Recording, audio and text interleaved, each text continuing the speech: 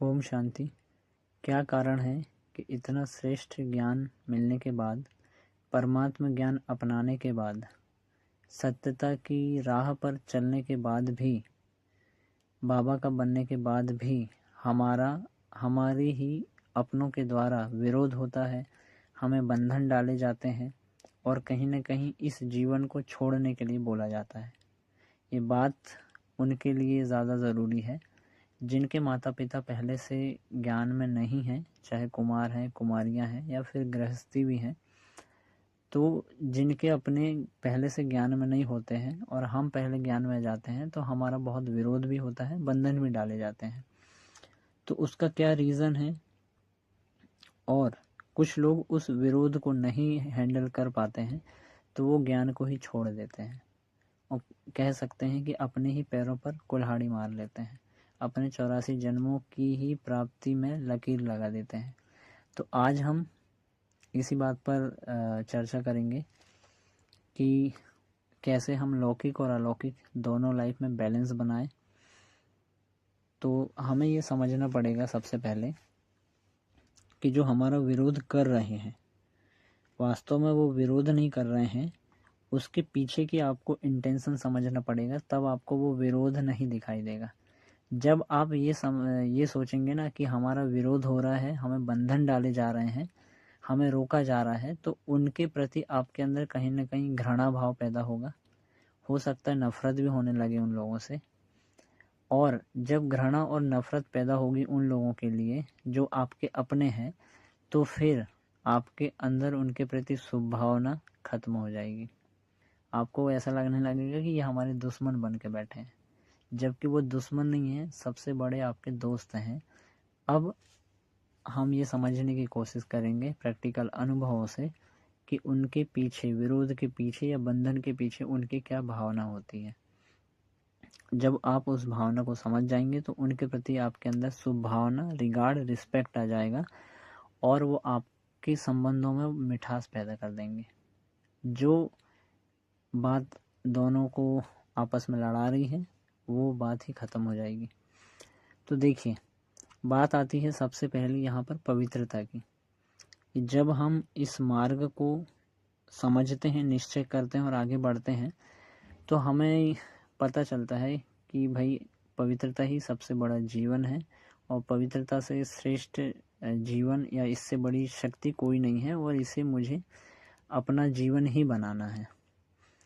तो दुनिया में भी हर एक को पता है, जिसने इस ज्ञान को नहीं समझा है वो भी ये जानता है कि पवित्रता या ब्रह्मचर्य का मार्ग बहुत श्रेष्ठ मार्ग है और इसमें चलने के लिए, आगे बढ़ने के लिए या फिर सफल होने के लिए आपको त्याग, तपस्या और वैराग्य होना ज़रूरी है। और कहीं ना कहीं परमात्मा शक्ति ही इस मार्ग में हमें सफलता दिला सकती है। ये हर एक इंसान जानता है, चाहे दुनिया वाले हैं, लौकिक वाले या अलौकिक वाले। तो जब हर एक को पता है कि ये इतनी बड़ी और इतनी श्रेष्ठ शक्ति है और बहुत अच्छा मार्ग है, तो फिर विरोध क्यों? तो इसका रीज़न है कि कुछ सालों से हमने देखा है बहुत सारे ऐसे तपस्वी, सन्यासी हुए हैं, साधु संत जो भी बोले आप, कि उन्होंने जंगल में जाके तपस्या की और बहुत अच्छी तपस्या करी, वैराग्य भी था और उन्होंने कहना चाहिए कि जो उनका खान पान, सब कुछ, रहन सहन एकदम सिंपल, जीवन में वैराग्य, तपस्या सब कुछ थी। तो फिर कहीं न कहीं उनके जीवन में एक मोड़ ऐसा आया कि वो इस मार्ग पर असफल हो गए। आगे चलकर कहीं न कहीं उनके जीवन में पवित्रता का जो व्रत था वो टूट गया और एक दाग लग गया। और कुछ लोग उनमें से आप जानते हैं, नाम लेना ठीक नहीं रहेगा, कुछ लोग उनमें से आप जानते हैं जो अभी जेल की सलाखों के पीछे भी हैं। तो अब ये तो हमें पता है कि भाई हमें भगवान मिला है और परमात्मा शक्ति हमारे साथ है, लेकिन ये उनको तो नहीं पता है ना, जो हमारा विरोध कर रहे हैं उनको तो ये ज्ञान नहीं है। तो उनको तो पता नहीं है कि यहाँ भगवान आया हुआ है, ये हमें पता है। तो हम इस विश्वास और निश्चय से आगे बढ़ रहे हैं, लेकिन उनको ये पता नहीं है। तो वो हमारा कंपेयर, हमारी तुलना वो दुनिया के ऋषि मुनियों, सन्यासियों से करते हैं तो वो उनके जीवन और हमारे जीवन को कंपेयर करते हैं। देखिए, हर एक के माँ बाप अपने बच्चों का अच्छा भविष्य देखना चाहते हैं। हर एक माँ बाप अपने बच्चों के लिए अच्छा ही सोचता है। कोई भी माँ बाप या कोई भी आपके भाई बहन आपके लिए कभी गलत नहीं सोचेंगे, अच्छा ही सोचेंगे, और आपका फ्यूचर ब्राइट हो उसके बारे में ही वो चिंतित होते हैं और उसके बारे में ही सोचते हैं, चाहे माँ बाप है, भाई बहन है।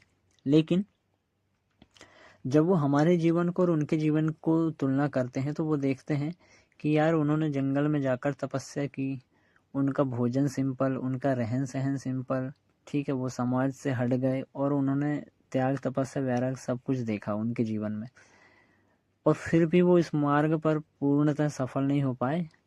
आगे चलकर कहीं ना कहीं उनके जीवन में दाग लग गया और वो पवित्रता को नहीं संभाल पाए। तो फिर उसका परिणाम क्या हुआ कि समाज से भी ग्लानि हुई, ठीक है, समाज ने भी ठुकरा दिया, सम्मान भी खत्म हो गया उनका। तो उनको एक, हमारे लिए भी ये डर पैदा होता है कि यार वो तो इतनी तपस्या करने के बाद भी नहीं संभल पाए, हम तो समाज के बीच में हैं, जॉब कर रहे हैं, पैसे कमा रहे हैं, खान पान में लहसुन प्याज छोड़ के बैठे हैं, अपने हाथ का खा रहे हैं, लेकिन अपने हाथ से हम सारी चीज़ें बना के खा रहे हैं, समोसा, कचौरी, गुलाब जामुन, तो पोहा, नमकीन, सब कुछ तो खा रहे हैं। तो ना उनको हमारे जीवन में वैराग्य दिख रहा है, लहसुन प्याज छोड़ दें तो बाकी सब खा रहे हैं हम, लेकिन खान पान में तो कोई वैराग्य दिख नहीं रहा है, ठीक है। दूसरा है कि बिना तपस्या के इस चीज़ को आप नहीं जीत पाएंगे, ब्रह्मचर्य को या पवित्रता को आप हैंडल नहीं कर पाएंगे।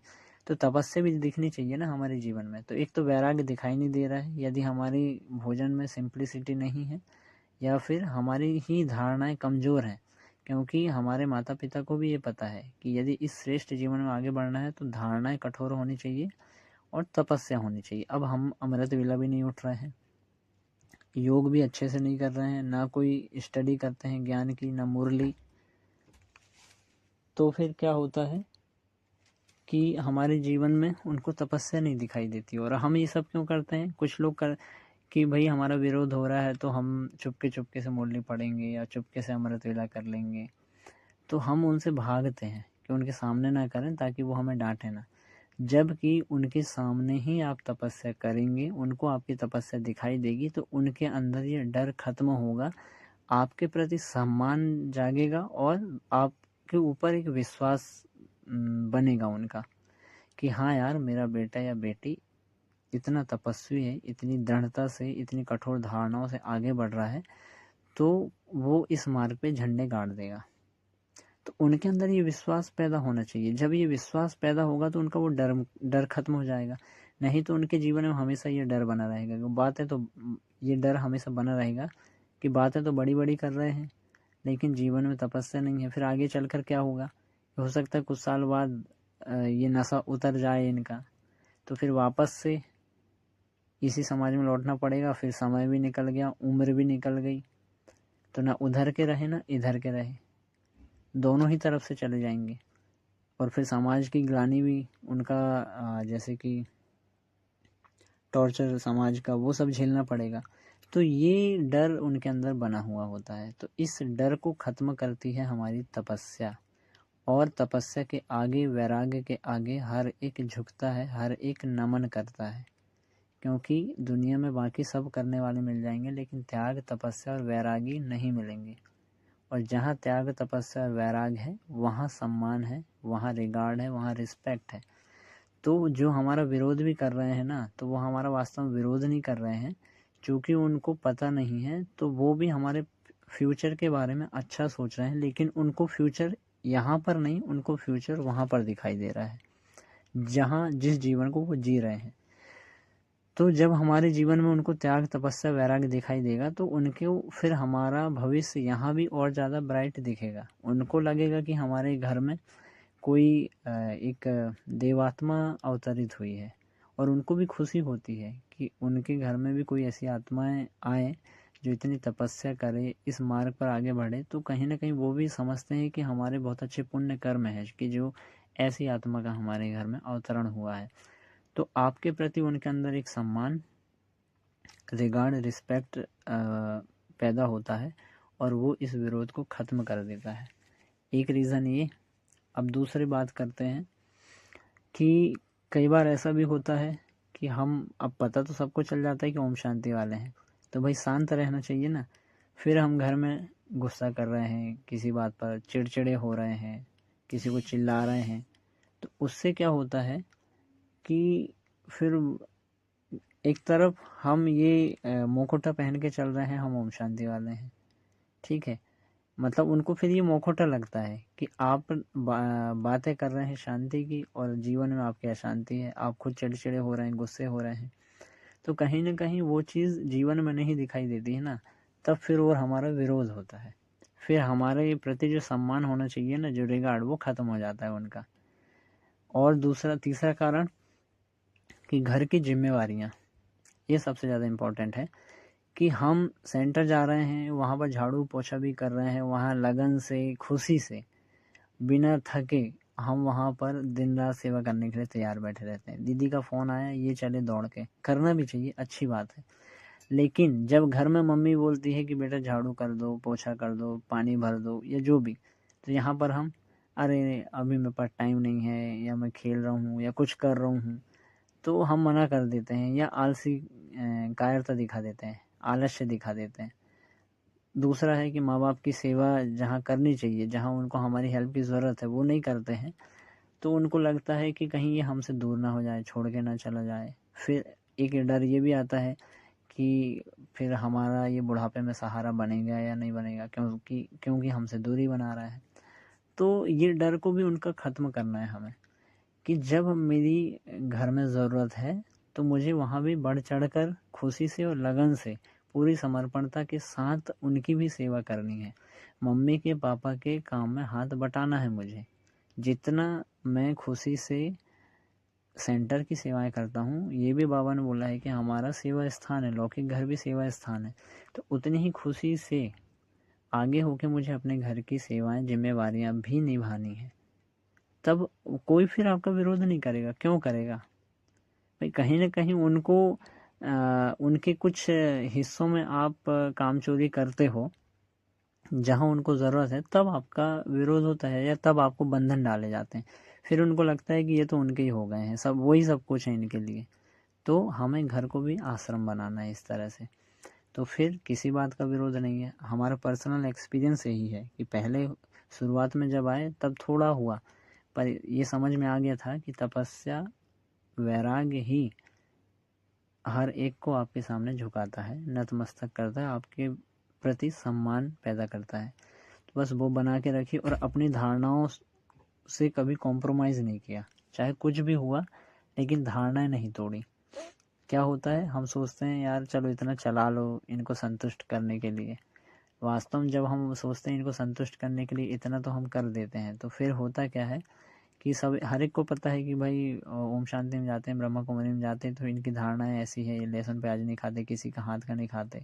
और फिर जब हम खा लेते हैं अपने रिश्तेदारी में, जब हम जाते हैं रिलेटिव्स के यहाँ, तो फिर उनके अंदर भले वो बाहर नहीं बोलते, लेकिन अंदर में आता है कि ये सिर्फ बोलने बस के हैं, देख लिया हमने कितने ये करते हैं करके। तो फिर वो हमारे प्रति वहीं पर रिगार्ड, रिस्पेक्ट खत्म। और कहीं ना कहीं मेरे से मेरी पूरी संस्था प्रेजेंट हो रही है, मैं अकेला नहीं हूँ। मेरी जैसी छवि बनेगी वैसी पूरी संस्था की, पूरी यज्ञ की छवि बनती है। तो मुझे हमेशा ये एहसास होना चाहिए कि मैं अकेला नहीं हूँ, मेरे साथ मेरी पूरी संस्था है, मेरा पूरा परिवार है, उसको मैं प्रेजेंट कर रहा हूँ। तो आपको जब ये पता होगा, हर मोमेंट पे आपको ये एहसास होगा, तो आप हमेशा एक्यूरेट रहेंगे। फिर वही दृढ़ता आपके प्रति बहुत ज़्यादा रिस्पेक्ट पैदा करती है आपके ही लौकिक संबंधियों के बीच में। और फिर जो लोग आपका विरोध कर रहे थे, वो लोग खुद बोलेंगे कि नहीं नहीं, आप उसी मार्ग पे चलो, आपका जीवन वहीं पर श्रेष्ठ है। एक घड़ी वो ऐसा सोचने लगते हैं कि यदि आपको हमने उस मार्ग से ज़बरदस्ती हटवा दिया और ये आपका जीवन इसी लाइफ में फिर से ला दिया, तो कहीं ना कहीं हम आपका जीवन या आपके भविष्य के साथ बुरा कर रहे हैं। तो उनको फिर हमारा फ्यूचर उसी मार्ग पे ब्राइट दिखता है। हाँ, बस उनको ये डर भी ख़त्म हो जाना चाहिए कि हम उस मार्ग पे चलने के बाद भी आपके साथ हमेशा हैं, आपको नहीं छोड़ेंगे, हम हमारी जिम्मेवारियों को भी पूरी तरह निभाएंगे। तो बस इतना करिए, अपने व्यवहार में नम्रता लाइए।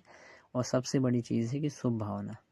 आपका कोई विरोध कर रहा है, बंधन भी डाल रहा है, तो इंटेंशन समझना है कि उनकी इंटेंशन भी अच्छी है, बस उनको समझ नहीं है कहाँ सही है कहाँ गलत है। बाकी वो भी कहीं ना कहीं आपका भविष्य अच्छा ही चाहते हैं।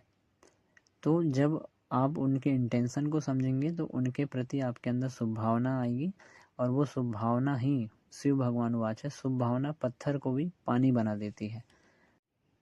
तो आप नहीं, आपकी पूरी फैमिली बाबा के ज्ञान में चलने लगेगी। ओम शांति।